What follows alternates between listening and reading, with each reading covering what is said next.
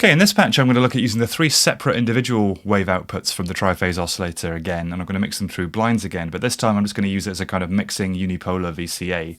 And I'm going to use gates to basically switch on these three waves, and I'm going to do that semi-randomly using this Olivia Arts Uncertainty module. It's a great open source 2U software-based module, and this default firmware basically takes a gate input, and then these 8 outputs will output that gate with decreasing probability as you go down.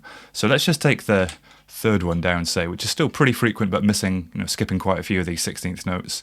And let's hit that into the CV input of the first channel of blinds.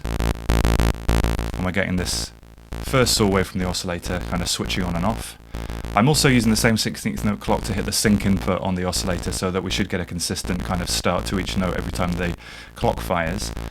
Let's take the next one down, which is slightly less frequent, into the second VCA, which is mixing with the first. And you can see on the scope we're getting this extra. On some notes we're getting an extra one, on some notes we're just getting the second one. Do the same with the third, which is even less frequent.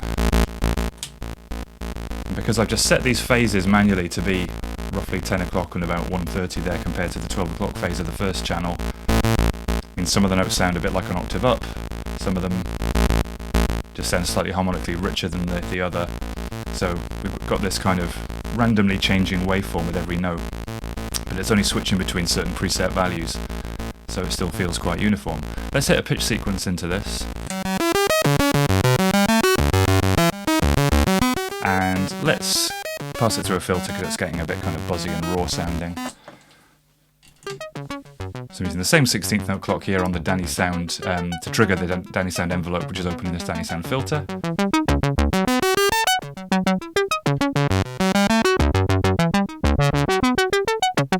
Which just instantly kind of warms that sound up slightly. Smooths off some of those really abrasive edges. Let's give it a bit of spring reverb too.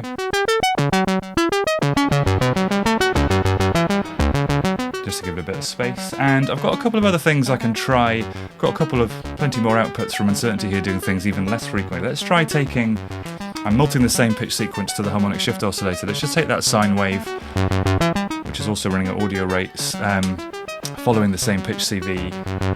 Let's take that through this last channel of blinds into the FM input of the Triphase oscillator. And let's use this even less frequent gate from Uncertainty to fire that in. So we'll get a little blast of FM modulation. Not super extreme, but gives that little subtle kind of wobble on some of these notes. Little metallic kind of twang. And let's just put one more cable sitting here. Let's take another even less frequent output from Uncertainty, and let's just hit the resonance CV on the filter with 5 volts every now and then.